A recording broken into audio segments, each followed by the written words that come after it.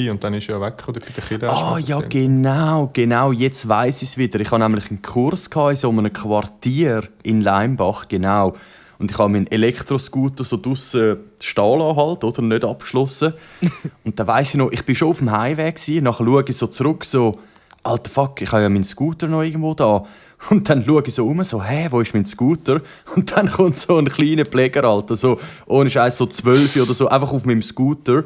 So, fährt auf mich zu, so, ich halte ihn so an, weißt, so, greif so auf den Lenker, so, Bro, ist das dein Scooter? Und er so, nein und so. Und ich so, ja, Bro, das ist meine. Und er so, okay und so, ja, voll. Ja, voll was? komische Situation, ja, voll. Ah, du hast es aber wieder zurückgegattert in dem Fall. Ja, ich habe ihn direkt weggenommen und wieder gegangen, ja, voll. Damisie, gib mir mein Trottisch. Geil. Ja. Sehr Ja. geil. Gut, komm, scheiß drauf, das war das Intro. Gehen wir rein. Ein Kanton, 3 Teams. Herzlich willkommen beim Fußball-Podcast Turm, Grund, Wiese. Wir sind 3 Kollegen, die wöchentlich über die 3 Fußballclubs FC Winterthur, Grasshopper Club Zürich und der FC Zürich reden. Mit dem Raffi haben wir einen FCZ-Fan. Der Tim unterstützt seit über 2 Jahrzehnten den Club GC und mich, der David, sieht man am Wochenende auf der Schützenwiese in Winterthur. Danke fürs Zuhören und viel Spass mit der nächsten Episode. So, die Herren, der Spieltag 22 ist gespielt. Der FC Winterthur gewinnt im umkämpften Spiel gegen Lausanne Sport 2:1. Von der Fanfreundschaft zwischen diesen 2 Teams ist während dem Spiel absolut nichts zu spüren. Der Grasshopper Club Zürich erkämpft sich gegen Lugano einen verdienten Punkt. Der Tim und der Scheibenlehner dürfen mit dieser Leistung sehr zufrieden sein. Wer sicher nicht so happy ist der Raffi. Sein Club, der FC Zürich, verliert auswärts gegen IBE mit 3:0. In dieser Folge reden wir über Hoffnung und Enttäuschung, gute Schiedsrichterleistungen sowie mutige oder fahrlässige Positionswechsel in der Startelf. Zuerst aber, Jungs, wie geht's euch? Habt ihr ein schönes Weekend gehabt? Ja, hey, ein wunderbares Weekend, voller Sport das Mal. Am Freitag bin ich shooten in der Halle. Es ist ja so ein bisschen Wintersaison. Und auch wieder shooten, muss ich ja sagen, auch wieder ein bisschen regelmäßig. Shooty-Böllen. Shooty-Böllen. Und was in der hat, Halle easy muss ich gerade fragen, Raffi, was hat die Kondition gesagt? Weil Hallenfußball, muss ich sagen, da sterbe ich in der Regel. Ja, ich kann es gerade sagen, weil die Fenster haben wir immer aufreißen, weil du da wirklich einfach so die gleiche Luft immer und immer wieder einatmen. Aber ich muss sagen, die Kondition bei mir ist schon recht gut. Ich gehe ja einmal joggen. Das habe ich dann auch am Samstag wieder gemacht. Und da merke ich schon auch, dass ich einen grossen Vorteil habe gegenüber allen anderen fast 30-Jährigen da. Raucher. Oder sogar über 30-Jährigen. Oder Raucher, genau. So schön nach dem Shooten noch ein Ziggy rauchen und so. Genau, dort kein Problem, muss ich sagen. Eher an der Ballführung oder so, an den Skills, genau. Ja. Da verspringt einmal der Ball, aber es ist gut gelaufen, hat richtig Spass gemacht. Und dann, wie gesagt, am Samstag noch ein bisschen joggen. Und am Sonntag war ja wunderschönes Wetter gewesen. Dort hat man einfach wirklich raus. Bin ich so froh um die paar Sonnenstrahlen, die es jetzt da gegeben hat. Und dann habe ich wie auch eine Mission gebraucht. Dann sind wir dann bei uns hat es einen Bauernhof da ganz in der Nähe, Stockengut in Kirchberg. Da habe ich gesagt, wir müssen jetzt einen Most holen. Dann bin ich mit der Freundin raus und gesagt, jetzt gehen wir zur Sonne und dann als Endziel dann dort Most holen. Sehr fein. Finde ich geil. Ich finde nämlich auch, je älter das man wird, desto relevanter werden die Bauernläden, muss ich sagen. Ich finde Bauernläden mittlerweile etwas easy Geiles. Immer gute Sachen. Ja, hat es bei dir auch in dem Fall einen in der Nähe? Ja, also musst schon auch ein bisschen laufen, aber so, wenn du jetzt ein bisschen weiter spazieren, kommt man gerne mal an einem vorbei, eben wie du sagst, so frische Most, frische Eier, ja, einfach gute Sachen, einfach schöne Sachen. Ja, wie war bei dir das Weekend, Tim? Ja, auch sehr, sehr schön. Ich war am Freitag noch beim Kollegen, kleine Freitag, also Party ist fast ein bisschen übertrieben, wir haben dann eigene Döner gemacht tatsächlich. Also muss man sagen, 2, die da waren, haben vor allem gemacht. Als ich gekommen bin, war das eigentlich schon fast fertig gewesen. Und ich muss sagen, bin ich easy skeptisch gewesen, ob das funktioniert, aber es war geil gewesen. Weißt du, noch so vom Türkenlädeli nebendran so richtig geile Brötchen geholt. Weißt du, so wirklich so die Taschenbrot, wie wir ja sagen in der Schweiz, so richtig geil. Muss ich sagen, kann man empfehlen. Und genau, gemütlicher Abend gewesen, gemütlicher Samstag gehabt. Dann gestern auch natürlich noch ein bisschen die Sonne genossen wie du. Nämlich genau das Gleiche. Ich war am Morgen noch so beim Kollegen. Der zügelt jetzt dann gerade. Sind wir noch da so den letzten Tag, sage ich mal, in der Wohnung in der alten. Und voll bin dann auch noch ein bisschen einfach raus, ein bisschen die Sonne geniessen, recht lang ein bisschen laufen. Leider nicht am Bauernläden vorbeikommen, aber trotzdem sehr schön gewesen. Genau. Und David, was hast du getrieben? Bei mir so das Gleiche eigentlich. Wenn ich merke das immer, wenn ich am Montag erzähle und mit euch so im Gespräch bin, dass eigentlich meine Wochenende easy ähnlich sind. Freitag bin ich Gym und Freundin, fein Pizza gemacht, eben so ein unser Pizzaabend. Genau, Samstag ist dann Gym und Schütze angestanden natürlich. Und Sonntag, lustig, dass du die Sonnenstrahlen erwähnst, oder ihr, weil wir haben einen fetten Magic-Tag gehabt und wir sind eigentlich den ganzen Tag drin gewesen. Und ich habe immer wieder rausgeschaut und gedacht, Alter, geil Jungs, zum Glück sind wir den ganzen Tag drin, wenn es einmal schön Wetter ist. Voll. Genau, jetzt heute Morgen bin ich auch im Gym gewesen und das Wetter ist erst dann schön geworden, als ich eigentlich jetzt so langsam wieder heimgekommen bin. Genau, darum gehe ich auch am Nachmittag heute sicher noch auch ein bisschen laufen. Verbinde das gerade mit Coiffeur und Stadt posten. Genau. Voll, aber verlieren wir da keine Zeit. Ich freue mich wieder mal auf einen Podcast. Hey. Das ist der dritte Sieg in dieser Saison. Man glaubt es gar nicht. Die Quote ist ein bisschen besser durch das im 21. Spiel. Genau, also das heisst, jedes 7. Spiel ist jetzt ein Sieg. Hebt euch fest. Vorhin war es ja jeder 10. gewesen. Gut. Ja, Jungs. Wunderschön. Samstag wieder mal Schütze. Ich meine, es ist ja leider, St. Gallen ist ja mal ausgefallen. Das ist verschoben worden. Das Datum ist noch nicht bekannt, wann das wiederholt wird.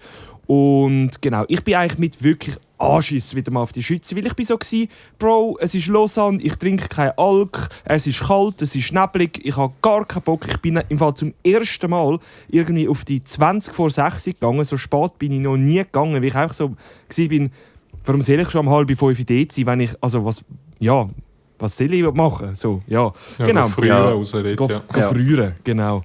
Voll, gehen wir in die Startaufstellung, Cabino wie immer im Goal. Wir haben eine Dreier-, Vierer-Kette, so wechselnd mit dem Durer, Arnold, Sitterle und dem Siedler.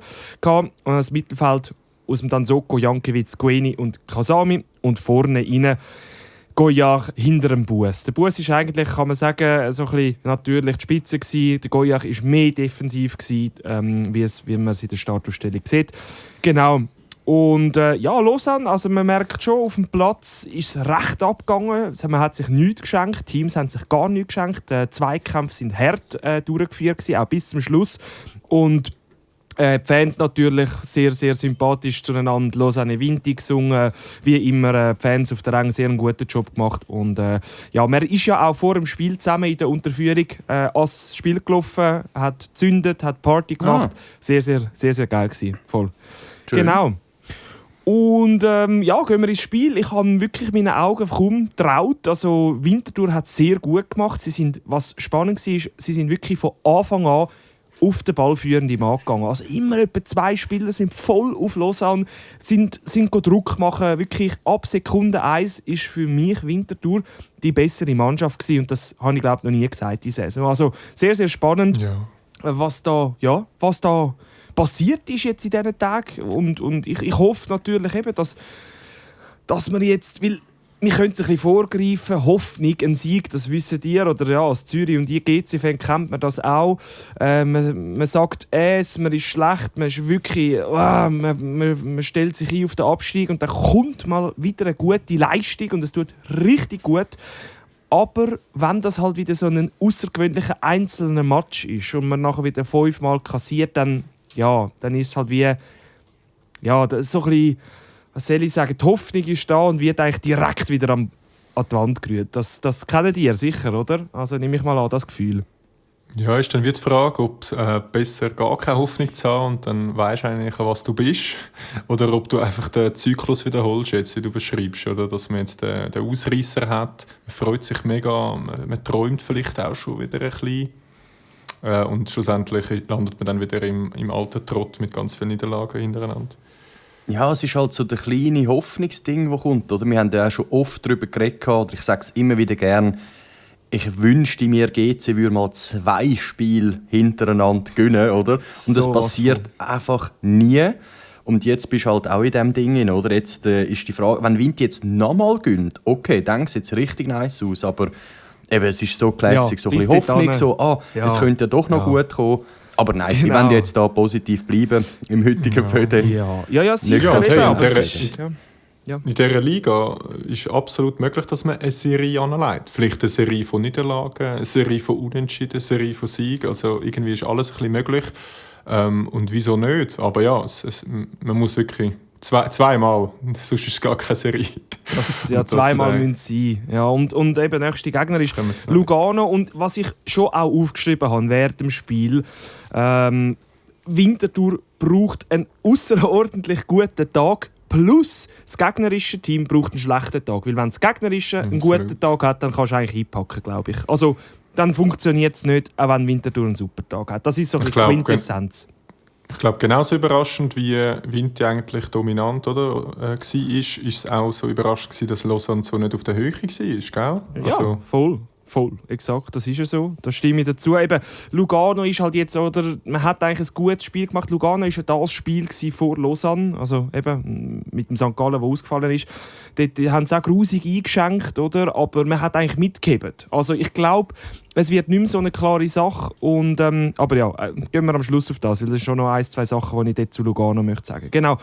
Das Spiel eben am Anfang wirklich super. Und was mir mega gefallen hat, was ich wirklich ungewöhnt bin, die Sicherheit, die die Spieler ausgestrahlt haben im Mittelfeld, das hat mich so überrascht. Also wirklich, der Jankiewicz und der Goyach, die haben so eine Ruhe ausgestrahlt. Auch der Kasami, den ich sehr gerne immer wieder kritisiert habe, die haben so ruhig, übersichtlich wirklich den Kopf oben gehabt, rumgeschaut und sich voll nicht beirren lassen. Und das hat richtig Ruhe ausgestrahlt auf uns. Und das war mega angenehm gewesen, mal zum Schauen, der Anfang zumindest. Und es hat ja eigentlich auch gerade recht schnell geklopft. Dann Soko in der 4. Minute, der fett verholzt. Also wirklich der Ball, wir haben zugeschaut und uns wirklich schon die Hände verrührt. So, Bro, nein. Genau, und wird am Schluss dann schon noch in eine Challenge liegt, kann man sagen. Also ich habe Grümpi-Vibes. Habe ich aufgeschrieben zu dem Goal. Ja, ich habe mir auch der Holzer nachher rutscht, der Soppi, habe ich auch noch geil gefunden, rutscht ja noch aus und nachher so der, so Flipperkasten-Goal. Habe ich gedacht, aber das passt, oder? Ich glaube, so das Goal hat Vinti ein bisschen gebraucht, so er kämpft, so. Eben, Vinti geht ja nicht in einen Match rein, die nehmen wir spielerisch auseinander, oder? Sondern die müssen wir mit Kampf, mit Einsatz schlagen. Und das Goal hat ja das eigentlich genau widerspiegelt, oder? Und für mich auch fast schon ein Schütze-Assist, nicht? Also der Platz, wo da auch der safe. Ausrutschen lässt. Aber mit dem, hey, weißt du was, also auch wenn alle Spieler und Trainer und alle, die da kommen und den Platz haten auf der Schütze, solange es einen Punkt oder 3 gibt, das ist mir so, wirklich so gleich. Keine Ahnung. Genau. Ich bin einfach froh, dass man spielen konnte. Genau. Hey, ja, und krass ist, bis in die 25. Minute hat Vinti nochmal 2 grosse Chancen gehabt. Also man hat wirklich, und dort habe ich dann schon einmal Angst bekommen, so, oh, nein, nicht so ein Spiel wieder, wo man Chance um Chance hat und am Schluss verliert man. Und dann regt man sich wieder auf und es heisst wieder, ja, wir haben eigentlich mitspielen können, aber genau, so ist es nicht gekommen, gehen wir gar nicht in die Richtung.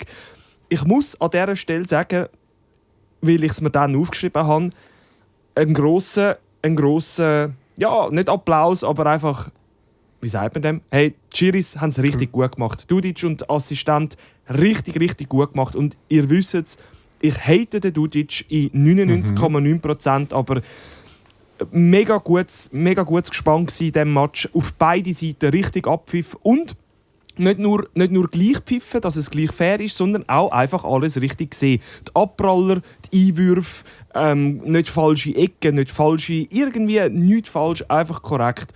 Und ja, jetzt wirklich sage ich nicht nur, weil Vinti gewonnen hat. Ich meine, ich habe das in der 15. aufgeschrieben, in der 25.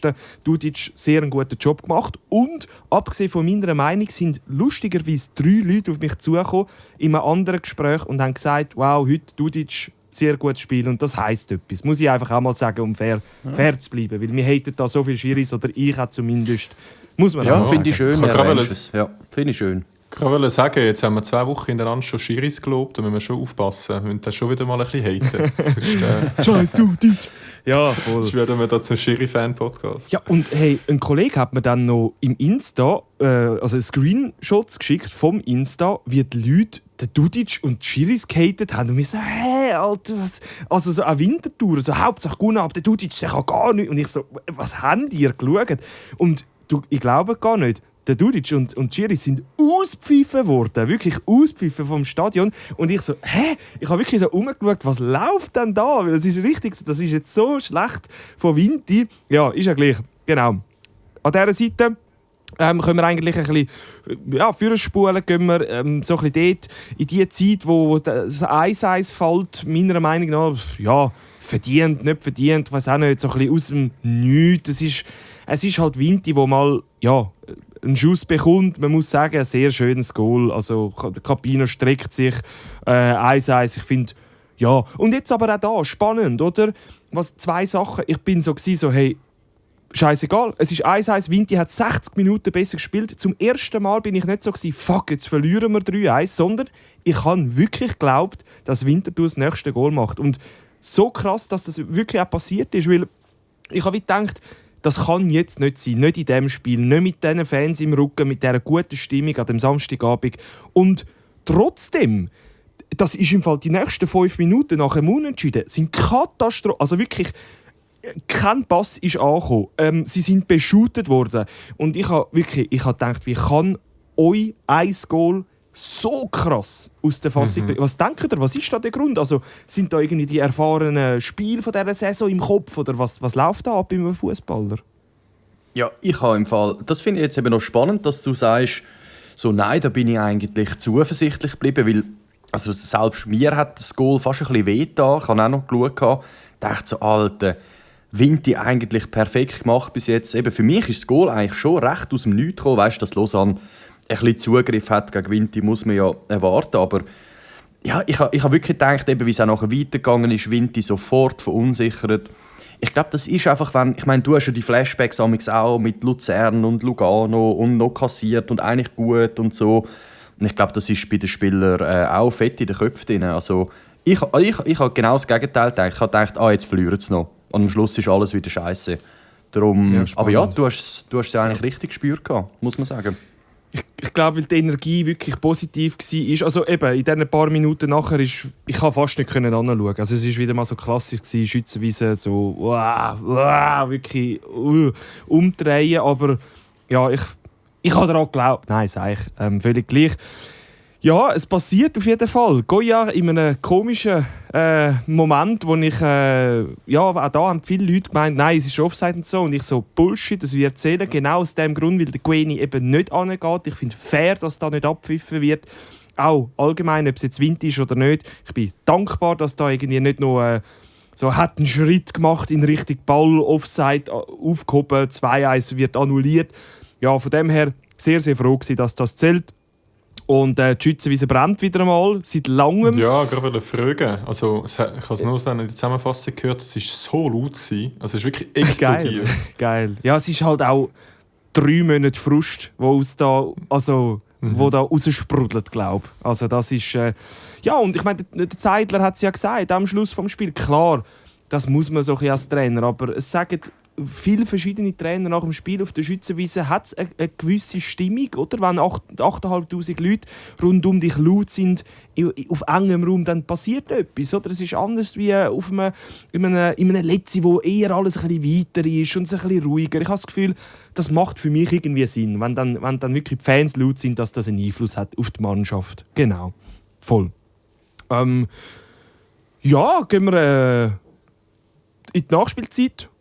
Der Sloppy Soppi und der Gueni haben sich noch auf den Latz gegeben. Habe ich geliebt. Einfach so nach Action, noch ein bisschen rausschreien. Und ja, dort, ich habe es ja von weit weg gesehen und ich habe auch gerade gehalten, es gibt 2 Rote. Der Dudic schaut sich alles schön an, tut sie anrufen, rot, fertig und weiter. Auch da, er hätte noch mehr rein, hätte nur jemandem geben können. Tipptopp, beide wirklich kassieren und tschüss miteinander. Hey, und dann sind meine letzten 3 Minuten gekommen, wo ich mir fast in die Hose geschissen habe. Weil, wenn wir dort oder wenn Vinti dort noch einen Ausgleich kassiert hat, so klassisch in der 97. Und in meinem Kopf ist schon abgelaufen, es ist dann so die 97. und 13 Sekunden und der Dudic hat so 13 Sekunden zu lang laufen lassen und dann passiert das Goal. Ich war schon ready im Podcast, um wieder zu erzählen, was in mir abgegangen ist. Es ist nicht so gekommen. Vinti hat gewonnen, 3 Punkte gegen die Freunde aus Lausanne und das nehmen wir. Genau. Ich möchte noch ganz kurz zum Abschluss ein bisschen auf die Spieler eingehen. Weil, eben, wie gesagt, es gibt fast niemanden, der in diesem Spiel so richtig negativ von Vinti aufgefallen ist, ausser halt wieder mal alte Jungs, der Mühl. Bro, der kommt rein und also wirklich all seine Aktionen, er trifft keinen Ball gerade. Es ist richtig so, Bro, dass er überhaupt auf den Platz kommt. Ohne Scheiß. Ich würde mit einem U18-Spieler gehen anstelle mit dem Mühl. Also wirklich crazy. Voll. Der Max Utay ist noch reingekommen, für den Goyard in der 81. Auch guten Eindruck gemacht. Maluvunu, wow, der Sieg, liebe immer wieder, kommt rein, macht gerade 1-2 riesen Aktionen, sprintet gegen Führer, Schneider guten Job gemacht. Und ja, das Spiel, eben Goyard, Jankiewicz, kann man sagen, Janke mit seinem ersten Goal der Saison, Goyard wirklich langsam auch angekommen. Ja, tut gut. Winterthur einmal so zu sehen. Ja, und das wär's. Noch etwas zum Capino. Würde ich gerne noch schnell erwähnen. Etwas, was mich jetzt ein bisschen unbeliebt macht. Aber ja, er macht seine Saves. Er macht das, was ein Goalie macht. Also er gummt und hechtet und die Leute sind so «Oh!» Ja, easy. Ich finde ihn auch einen geilen Sieg. Er sagt das, was die Leute mit hören. Aber er fickt mir ein bisschen zu fest auf dem Platz. Für das, dass er auch regelmäßig ein Seich macht. Also so ein bisschen... Also Brecher-Style, das meinst du? Lass dich inspirieren vom FCZ, um die Goalie-Frage mal aufzutun. Der Kanton hat schon so einen Goalie, er braucht nicht noch so einen, der rumfickt. Genau, und ich denke dann so, ja, klar. Also auch, wie er den Sitterle angeschrien hat, wirklich so, er rennt zu ihm an und du siehst so seine Körpersprache. So, Bro... Und in der nächsten Situation macht er einen riesen Seich. Also, und es ist so, ja, du darfst rumficken. Und wir haben auch schon die Diskussion gehabt dann im Stadion und jemand hat gesagt, ja, ich finde, das ist am Goalie sein Recht, um die Leute wachrütteln. Aber ja, ich finde so, ja, wachrütteln, ja. Aber du musst nicht wegen jedem Fehler, den deine Innenverteidiger machen, gerade ausflippen. Aber wie seht ihr das? Also, ja, vielleicht übertreibe ich jetzt auch da. Raffi, was meinst du? Eben? Ich glaube, er hat wie noch nicht so die Seite gezeigt, wo er das nicht irgendwie auch kann... Also wie soll ich sagen, er gibt ja raus, oder? Aber ich glaube, er kann es auch im Fall nicht. Ich glaube, das ist so einer, der will einfach, dass die Mannschaft lebt und dann schreit er ein bisschen rum. Aber das ist, glaube ich, auch einer, wo, wenn er einen Seich macht, dann, glaube ich, das sieht er auch ein. Also das muss er mir wie noch beweisen, dass er jetzt so einer ist, so ein bisschen unreflektierter, der einfach rumschreit, ein bisschen Brecher-Style, der dann sogar noch vor Kameras steht und dort eigentlich jedem anderen die Schuld gibt, ausser sich selber. Ich glaube, dort höre ich ihm noch im Ohr, wenn er sagt, we are all shit oder so. Ja. Sagt, Genau. They were all shit, I did my saves oder so. Ja. Ich bin da der griechische Gott. Ja. Genau. Ja, genau. Das wollte ich eigentlich auch sagen. Das finde ich noch ein bisschen der Unterschied, weil er übernimmt ja, weißt du, auf dem Platz ist immer alles ein bisschen emotional. Und ich finde, neben dem Platz übernimmt er ja die Verantwortung. Das habe ich vor allem das Problem beim Brecher gefunden, dass er ja nach dem Match im Interview auch noch findet, ja nein, eigentlich, und die vor mir und so. Und das macht er ja fairerweise nicht, der Capino. Fair. Voll. Eben, er hat ja auch ganz ein sympathischer Mann, hat ja auch einen guten Podcast gehabt beim Schützenwiese-Podcast. Hört dort rein, sehr, sehr spannend, muss ich leider zugeben. Aber ja, genau. Finde ich einfach, amix, häng mal eine Runde mehr. Aber eben, da sind viele Leute anderer Meinung. So, jetzt habe ich mega viel Zeit verbrötelt, gehen wir weiter. Eine Frage habe ich noch, David, zum Abschluss. Abstiegsparum? Nein, heute nicht. Heute ausnahmsweise nicht. Aber auch eine spannende Frage. Ist dann vielleicht der Hunziker das Problem bei Vinti? Kaum ist er weg. Nein, ist natürlich auch nicht ganz ernst gemeint. Aber habe ich noch lustig gefunden. Ja, fair. Nein, der Bus hat so einen guten Job gemacht. Der Sieg ist gegangen. Wirklich, der ist gesprintet. Klar, seine Energie hat in der 60. nachgelassen, muss man sagen. Ist auch in der 66. ausgewechselt worden. Aber der Plan ist super aufgegangen. Genau, freue mich gleich, wenn der Hunziker zurück ist. Aber der Bus, eben, ein bisschen eine Lachfigur. amix gsi und so, aber fairer Typ, richtig guter Einsatz, voll. Gut, jetzt weiter zum Grasshopper Club Zürich, glaube ich, ist die richtige Reihenfolge. Tim, wie war das Spiel gewesen? Was hast du uns zu berichten? Genau. Eben bei GC können wir ein bisschen weniger berichten. Das trifft sich eigentlich gerade gut. Was wir aber noch erzählen natürlich, ist ja gerade letzte Woche nach unserem Pöde leider, nach der Aufnahme rausgekommen, Michi Frey zurück in der Schweiz. Ist überall ein bisschen in den Medien und so, Königstransfer. Ich glaube, GC selber hat auch so von einem Transfer gut geredet. Also ich dachte, ob man das jetzt selber so muss sagen, weiss ich nicht. Aber wenn man seine Karriere anschaut, dann muss man schon sagen, das ist ein anderes Regal, als wir uns gewöhnt sind. Anderes Kaliber, ja.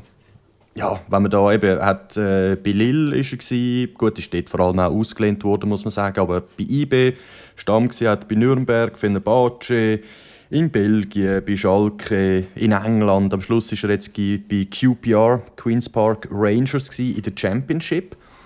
Und das habe ich noch spannend gefunden, weil es hat doch ein paar... Eben, wir haben die letzten 2 Wochen, es gibt hure viele Gerüchte von wegen GC-Übernahme, neue Besitzer. Jetzt kommen jetzt anscheinend die Schweizer oder sogar Zürcher Gruppe, die da anfangen zu übernehmen. Also es ist anscheinend wirklich relativ konkret langsam. Also ich erwarte diese Woche erste Medienberichte oder erhoffe vor allem erste Medienberichte.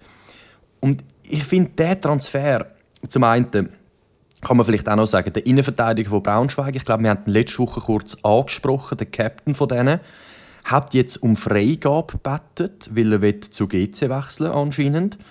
Und hat seinem Verein gesagt, du Jungs, ich will wechseln. Und da dachte ich so, also, das ist jetzt auch noch neu, dass jemand anfängt, wo bei Braunschweig, der geht gegen Schalke spielen vor 80'000, er hat bla bla bla. Schon als Kind im Hopper-Bettanzug geschlafen, oder? Ja, das ist da los. Es ist einfach viel Cash jetzt irgendwie die neuen Investoren. Da zahlt man da Löhne, wie dort zumal ja Marquesano zu Yverdon, wo man dann auch irgendwie sagt, okay, dann nehme ich noch ein bisschen Cash Grab mit und spiele dann halt bei Yverdon oder da halt gar nicht von Braunschweig zu GC und bekomme da viel Cash über. Das kann ich mir irgendwie auch nicht vorstellen. Also das wäre auch komisch. Ja, es scheint, also das sind so ein bisschen die Punkte, die man miteinander verbinden kann eigentlich, weil ich meine, der Frey hat eine gestandene Karriere, ist 31. Das ist jetzt wahrscheinlich sein letzter gescheiter Vertrag, den er überkommt. Wieso kommt er zu GC, oder? Ich habe auch gerade diese Woche noch einen Pödi gehört von The Athletic. Das ist so ein englisches Fußballmagazin, wo sie so ein bisschen, die machen immer wieder so Sachen über Transfer und so.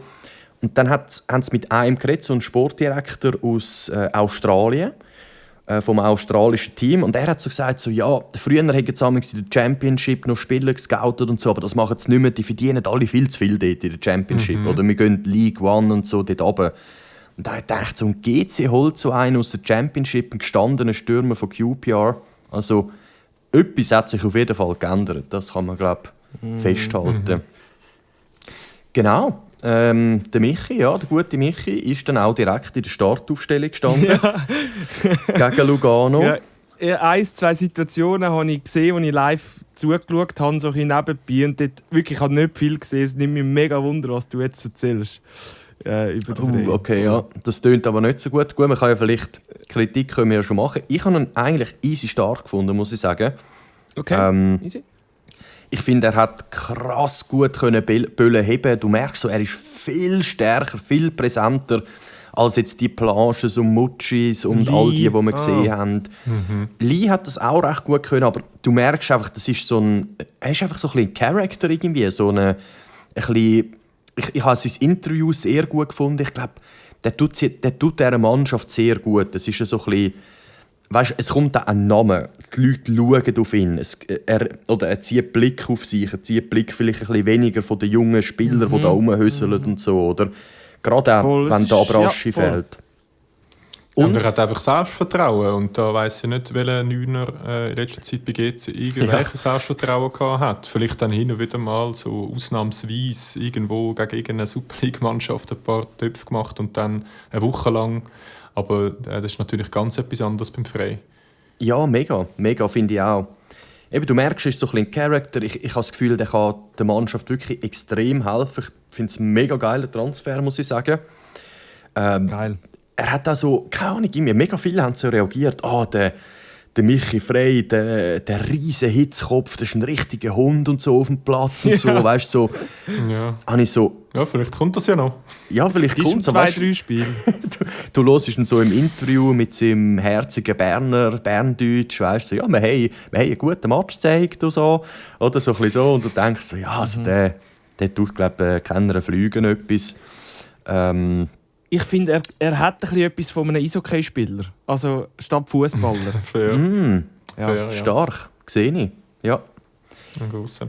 Aber ja, es hat ja schon Geschichten bei ihm, dass er Kabinen gut tut, dass er auch nicht eingeladen worden ist in die Nationalmannschaft aus dem Grund, weil man dort irgendwie bekannt ist, ja, der tut dem ganzen Teamgefüge nicht gut und so Sachen. Vielleicht ist das alles alte Geschichten, oder? Ja. Aber da müssen wir natürlich auch ein Auge drauf werfen. Mal Ja, schauen, wie sich nicht das mich da wundern. Es entwickelt. geht nicht lang, bis wir die erste Kritik haben vom Team. Das finde ich Ja, gut. gut möglich. Wir sind noch wohlwollend, natürlich jetzt. Genau. In der Turteltaubenphase jetzt gerade vom Transfer. Ja, genau. Tim und er sind in der Kennenlernphase. Ja, genau. Die Honeymoon hat fast schon angefangen. Habe ich- Genau. Schauen wir noch auf den Match. Spannend war noch Krasniqi und der Diarasuba von Anfang an gespielt. Mikulic auf der Bank, das ist das Einzige, was ich ein bisschen schade finde. Unser neuer Boy aus Serbien ja gekommen. Und jetzt bin ich mir gar nicht sicher, ob er von Serbien gekommen ist, oder ob er von Kroatien gekommen ist. Muss ich nachher schnell anschauen. Auf jeden Fall, irgendwie denke ich mir so, Alter, Mikulic als Captain, schon Captain gewesen in seinen jungen Jahren bei seinem alten Verein. Irgendwie eine grosse Hoffnung eigentlich auf ihn. Habe ich das Gefühl gehabt, der kommt direkt rein. Aber ja, und dann frage ich mich schon, er ist nicht mal eingewechselt worden, spielt wieder der Abels und der Stroscho. Ja, das ist irgendwie nicht so ein gutes Zeichen, finde ich. Dass, Ja, dort ist wahrscheinlich irgendetwas, das wir gar nicht sehen, irgendwie im Training, säckelt er zu wenig oder was auch immer. Ey, ja, das sind wahrscheinlich Details, die da irgendwie entscheiden, aber bin ich bei dir. Also der hat mir ganz gut gefallen gegen Lausanne und jetzt irgendwie Gell? gar kein Thema gewesen. Ja, wir werden es sehen.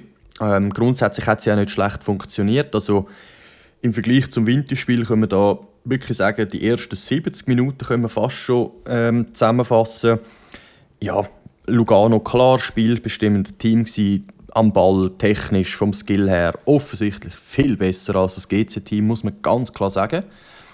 Aber ich finde, GC hat es eigentlich nicht schlecht gemacht. Also, natürlich, man hat einen Hammel gebraucht, der 3-4 Mal gut gehabt hat. Zum Glück haben wir den Hammel, wie der Capino bei Vinti immer wieder ein bisschen rausholt oder am Leben behalten. Das war jetzt auch ein bisschen eher ein am Leben behalten, was der Hammel da gemacht hat. Und ja, keine Ahnung, gegen das Lugano musst du halt auch auf das hoffen. Musst einen souveränen Rückhalt haben, sonst hast du da keine Chance.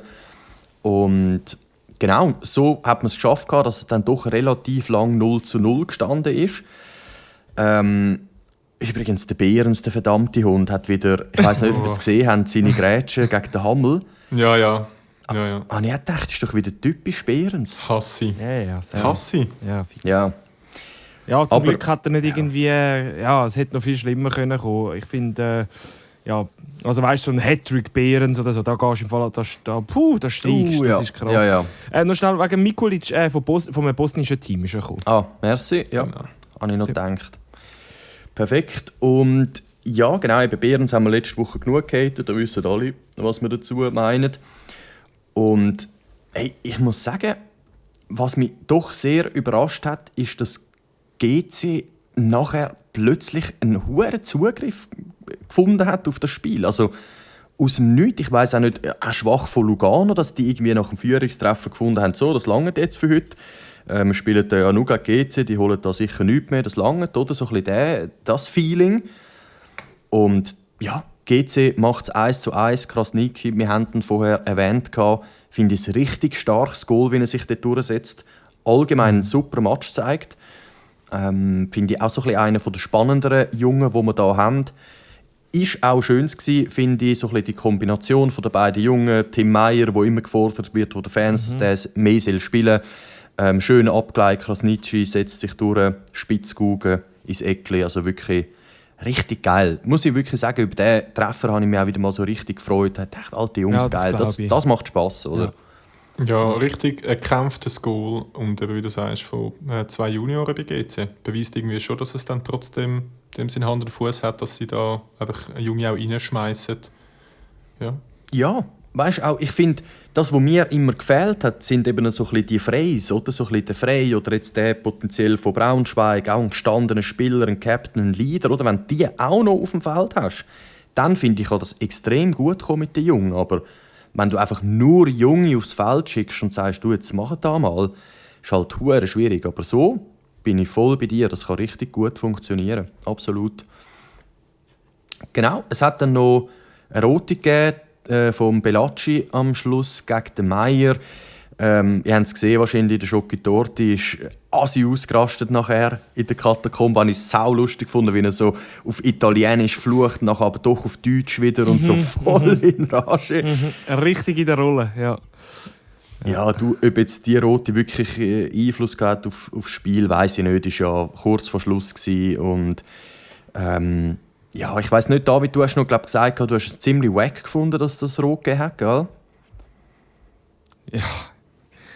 Ja, voll. Also ich finde, das hate ich so fest. Das hat ja Vinti auch schon 1-2 Mal. Wenn du schiessest und du ziehst ab, beispielsweise, und dein Fuß trifft dann nach dem Schuss einen Spieler am Knöchel. Oder ich meine, Bro, er grätscht ja mit seinem Fuß unten rein.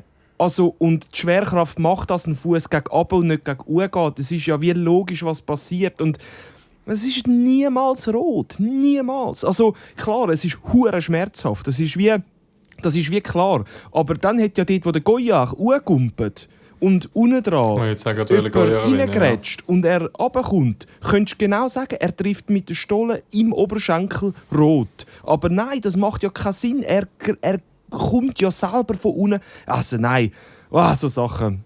Also das ist wirklich nicht teamabhängig oder so, das hate ich. Doch, das ist einfach gegen GC jetzt. Nein, es ist einfach wirklich völlig daneben. Das ist einfach eine typische rote Karte, die nur mit dem VAR passiert. Wenn man dort einfach ein schönes Standbild hält oder einfach die schöne Sequenz, wo man dann kann sagen, ja, da sehe ich es, 0 oder 1, ja, da ist etwas oberhalb vom Knöchel gewesen, rote Karte, fertig.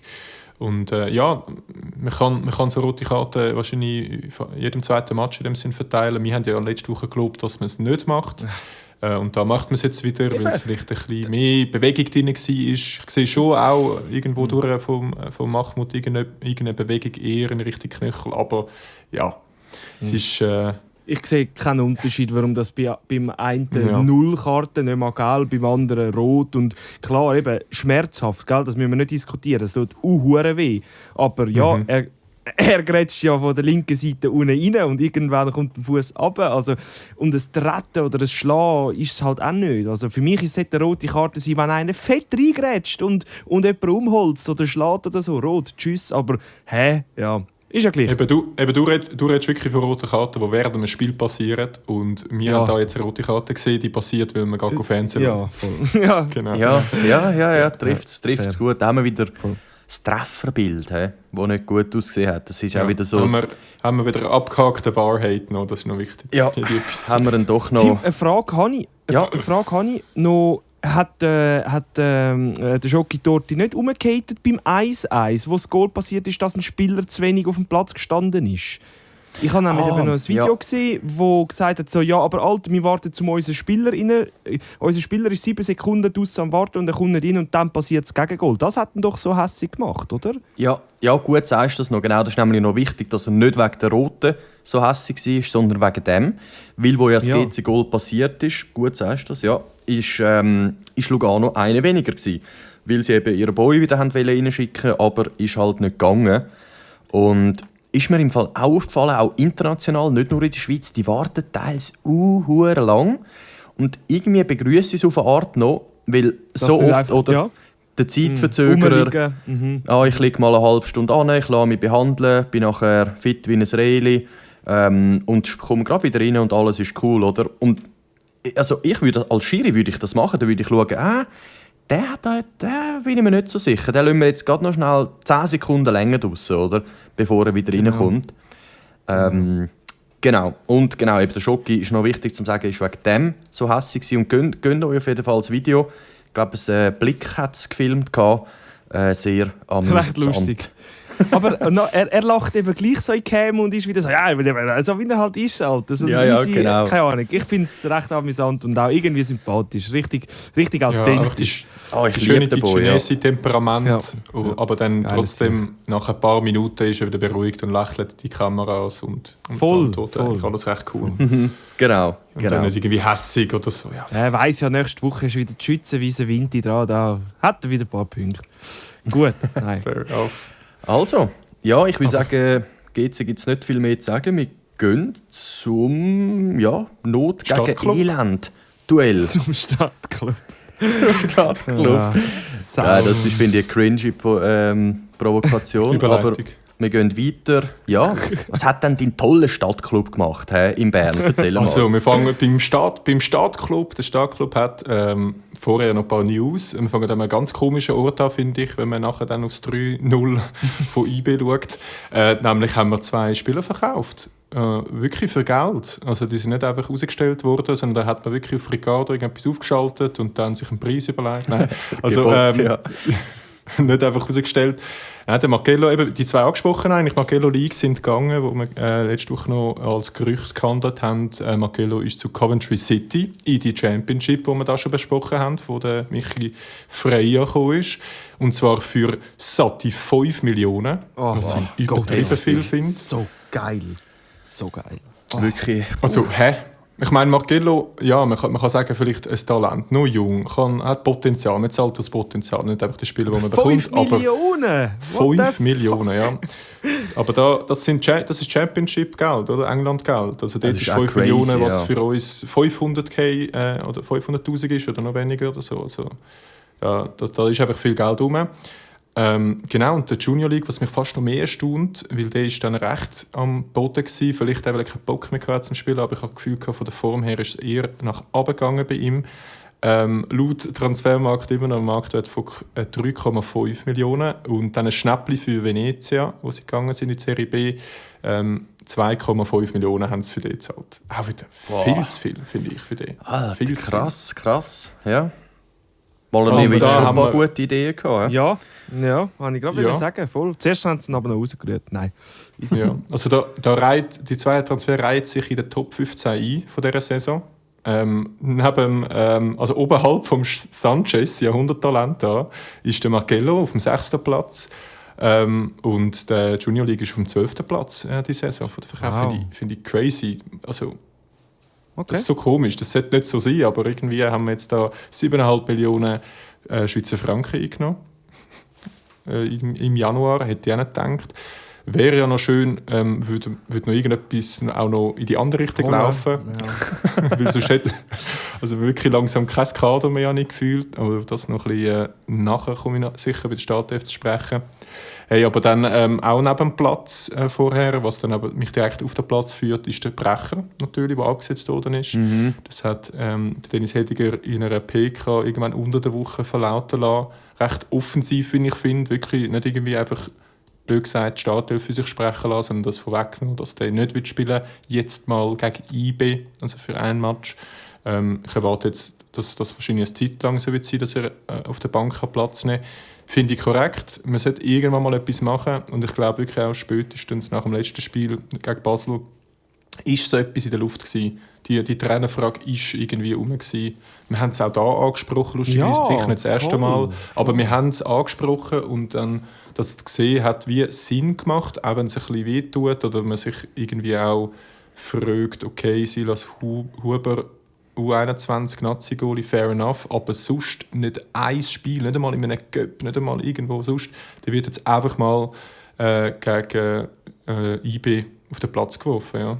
Voll. Und ich meine, wir haben ja auch darüber geredet und wir sind uns wie einig gewesen, ja, es wäre Zeit. Und ich habe ja dort noch gesagt, ja, aber wahrscheinlich wird ja eh nichts passieren, weil es eben solche Brecher und FCZ. Ja. Und ich finde, das spricht für den Hediger, zum einfach handeln und zum einfach so, ja, nein, das machen wir jetzt. Und ich meine, der Huber muss mal Erfahrungen sammeln. Klar ist es nicht das geilste Spiel gewesen, aber er hat seine Situationen gehabt, wo ich gefunden habe, da sieht man, der hat das Talent, oder? Und also ich finde es geil, ich finde es wirklich cool. Ja.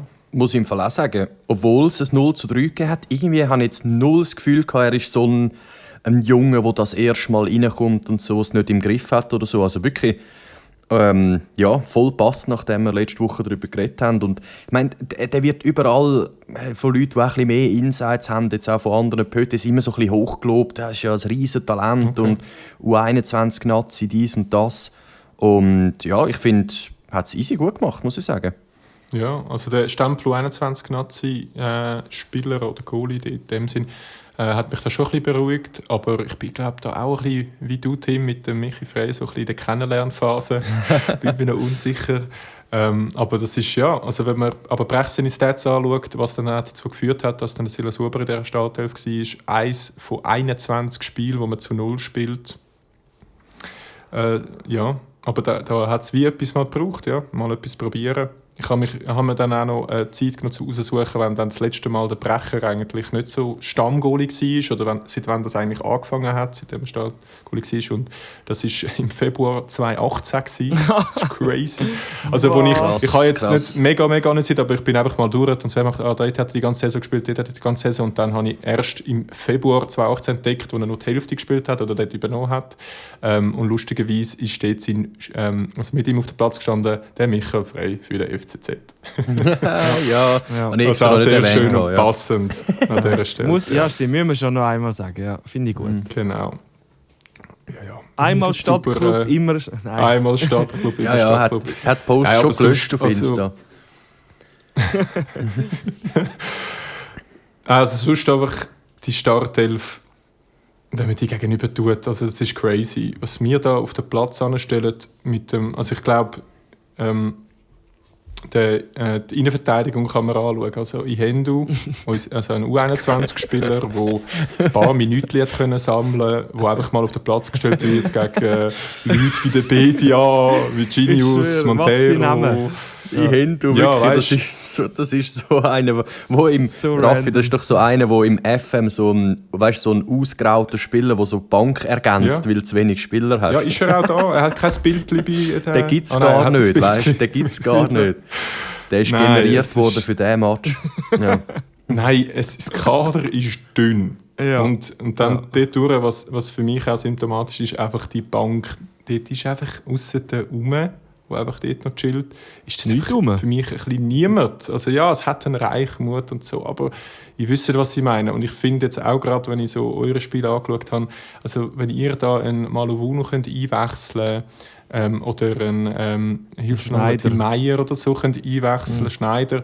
Ich meine, gut, da ist man macht nicht gerade Freudegümp und sagt, wow, cool, was kommt jetzt? Aber man ist wenigstens so, okay, mal schauen, was er bringt. Gerade so Malovunu, oder geil, bist so. Ja, das stimmt. Okay, da wird jetzt spritzig reinkommen und so. Und für mich irgendwie eben ein Reichmut und die Justo nochmal ein No-Name. Ja, da bist du so, ja, die Justo, okay, es ist ja der andere. Ja, nochmal ein Junge. Ja, genau. Es ist einfach hure dünn, also man hat einfach niemand mehr. Es ist nicht so, dass irgendwie die Leute verletzt oder gesperrt sind, sondern also zum Teil vielleicht schon, aber es ist wirklich einfach niemand mehr irgendwie in dem Kader rum, wo irgendwie ein gestandener Name ist, gerade wenn man es gegenüberstellt zu IB, oder?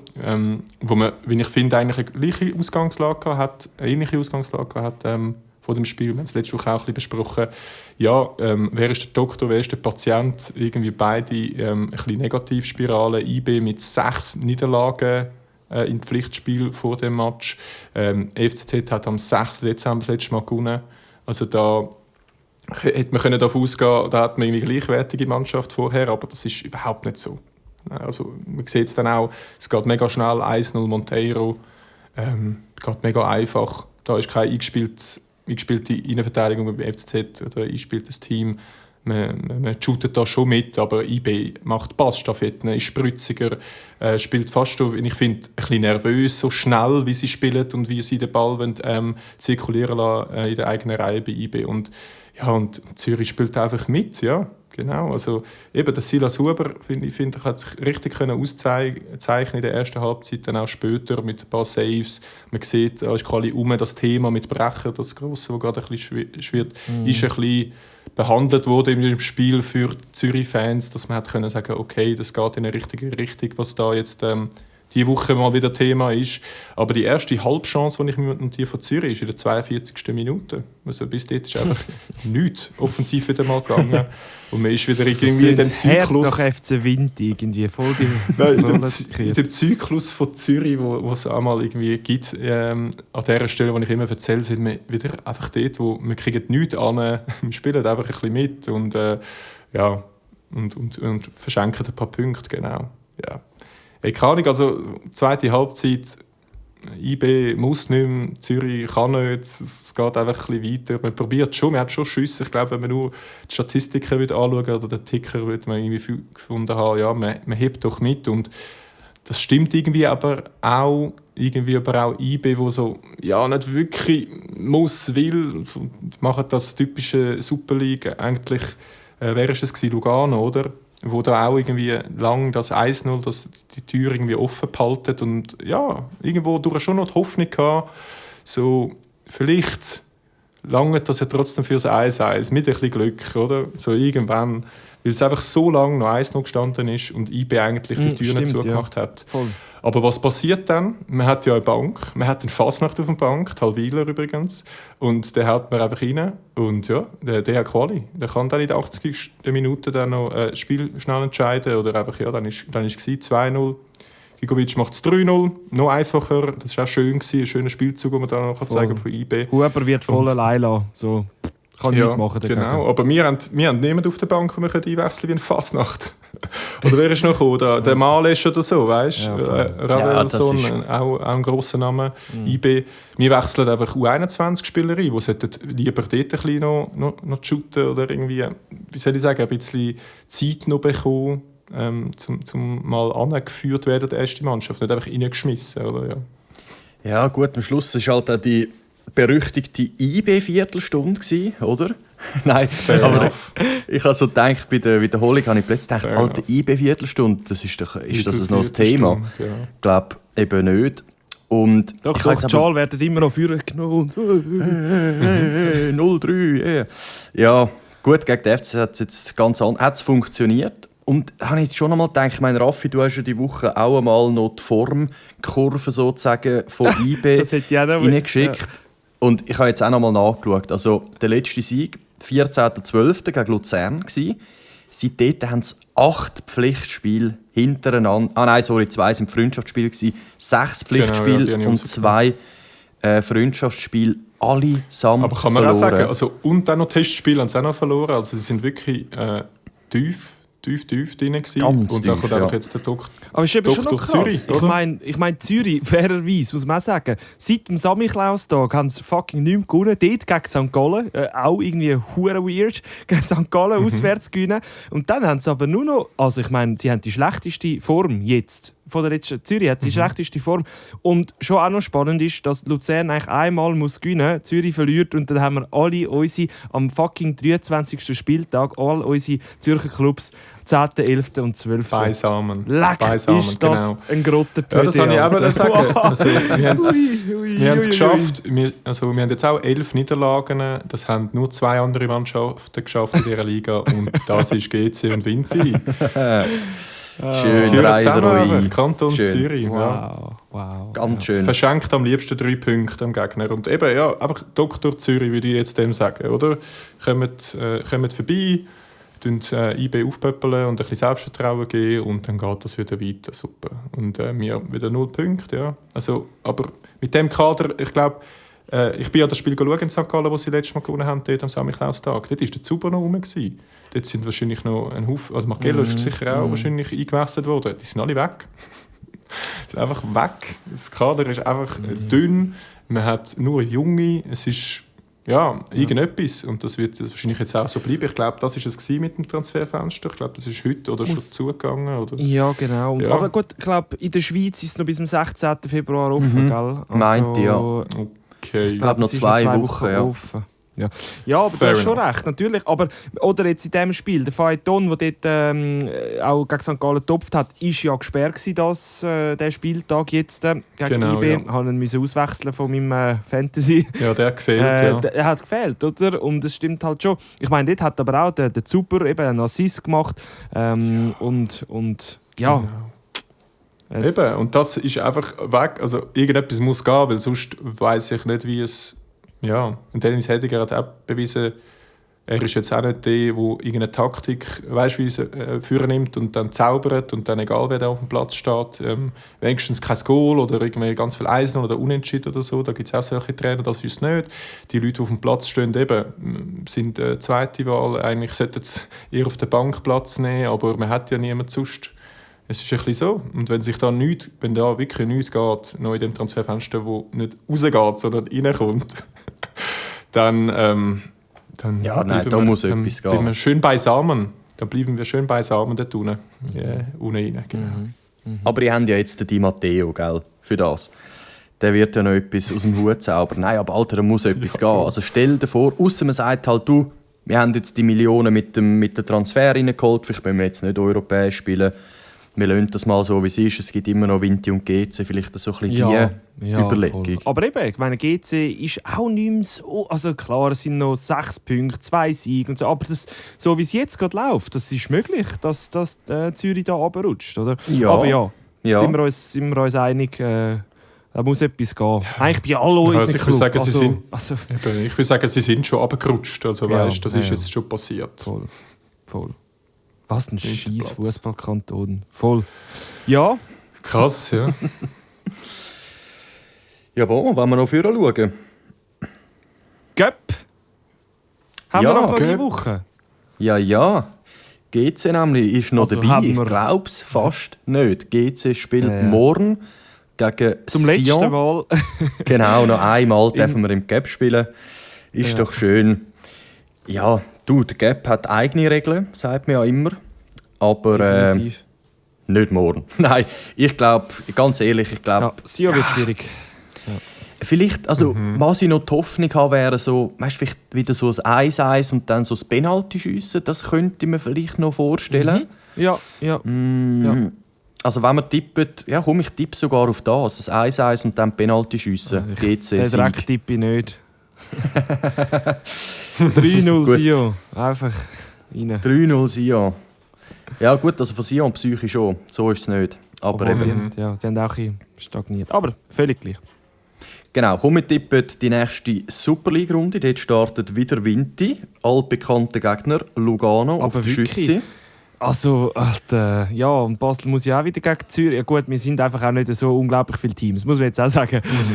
Vinti, Lugano, Schützenwiese eben, wird sicher anders. Es gibt ein Goalfest. Vinti verliert 3-2. Ja, ich gehe auf ein 2-1 für Lugano. Also Lugano, wenn ich gegen GC, die sind einfach stark, die sind spielerisch so gut, das wird Flink, verdammt schwierig. schnell. Ja. Wirklich saugut eigentlich, ja. Also, ich gehe noch auf 2-1 Vinti. Ah, Ich geil. sage einfach Lugano lang 1-0 für Lugano. Und die machen es einfach nicht zu, wie sie es jetzt gegen GC auch ähnlich gemacht haben. Und dann macht Vinti wirklich noch 2 Töpfe. Oh, bitte. Oh, und der Behrens wird auspfiffen nächsten Und der Samstag. Behrens wird da freue ich mich, wenn er vor mir ich steht. ich kaufe das geil. Ticket nur, um den Behrens auspfeifen, dann gehe ich wieder an. Ich rühre meinen Schlüsselbund. Kommissar rühren. Ich rühre meinen Schlüsselbund, auch wenn ich nicht mehr heimkomme. Scheißegal, einmal. Gut, super. Dann haben wir ja am gleichen Abend ist ja noch GC IB. IB liegt ja der Grasshoppers, das muss man ja schon, glaube auch zugeben. Tim, liegt etwas drin? Was meinst du? Ja, irgendwie schon, glaube ich. Weil eben du sagst, das IB-Lied geht es eigentlich immer. Und klar, jetzt so das 3-0 gegen die FCZ wollen wir jetzt auch nicht überbewerten. Darum, ich glaube an einen 2-1-Sieg für GC. Weil wirklich IB passt eigentlich immer so aus dem Nichts. Du schaust so das Kader an, denkst so, die haben ja ein Star am anderen. Aber ja, ich glaube, IB wird direkt wieder bremst mit einer Niederlage. Raffi? Ja, ich bin gespannt. Ich weiss nicht, ich tendiere schon eher zu IB. Aber ich bin jetzt auch abgeschossen worden am Wochenende von denen. Da denke ich, wow, die sind so gut oder müssen so gut sein. Ich glaube schon, dass IB den heimholt. Aber vielleicht so einem 3-2, schon ein spannender Match. Ich glaube, vielleicht wirklich so frei mit Torpremiere noch dort gegen seinen, in dem Fall alten Club, oder? Da hast du bei IB gespielt. Sehr gerne. Ich gehe auf ein 2-2, dann haben wir alles. Ja, mal das. Fair. Und dann haben wir Ja, noch und- der Klassiker. Der Klassiker Hey! Basel-Zürich. Das wird einfach wieder nichts, Alter. Scheck hat wieder Bock. Nur von heimischem Publikum, ja. Wochenpause jetzt Was gemacht. wird das? Der wird ready sein. Ja. Spielt Basel auch noch im Cup? Ja, die spielen auch noch im Cup. Ah ja, gegen St. Gallen, ja, stimmt. Boah, bei denen läuft es auch mega scheiße mit dem neuen Trainer da. Ja, mit dem Lichti. Mit dem Lichti, ja. Ja. Also ich weiss Also, noch, ich habe überall gelesen, dass das entscheidende Spiele jetzt sind gegen Viktoria Pilsen oder Europa League, gegen Thun oder Leader und so. Beide und das verloren. haben jetzt beide verloren. Chillig. Ja, also. Es hat mich Ja. überhaupt nicht überrascht, so, als würde jetzt der Null. Lichti kommen von Gurkenverein United und dann alles umkrempeln. Also, keine Ahnung. Es ist so. Brunstetten wird viel, hallo? Ja, dort hat der Malovunu seinen ersten Topf gemacht, wo der Lichti auf der Seite ist. Ja gleich. Also, Okay. Ja, ich glaube, die kommen hässig, nachdem sie vielleicht auch aus dem Cup rausgefallen sind, dann gegen Zürich und drücken uns irgendein 2-0 rein und tschüss zusammen. easy. Ja, ich gehe. Wir müssen für Ja. all die Taten von Thun, Ich ver- Viktoria Pilsen und St. vertraue- Gallen büssen. Ich vertraue auch auf die schlechte Serie vom FCZ und gehe auf ein 3-1 Basel. Ja, ich mache sogar ein 3-0. Ich glaube, es gibt gerade nochmal ein 3-0. Ein kleiner Ein Klöpfer. Jack, ein Klöpfer vom Hattrick. Ein Hattrick vom Jack würde ich da Ein predikten. Klöpfer-Hattrick. Nochmal einen. Sauber, sauber.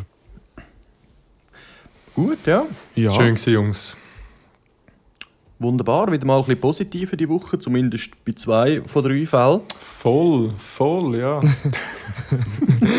Ja, mal schauen, wie sich das entwickelt. Voll.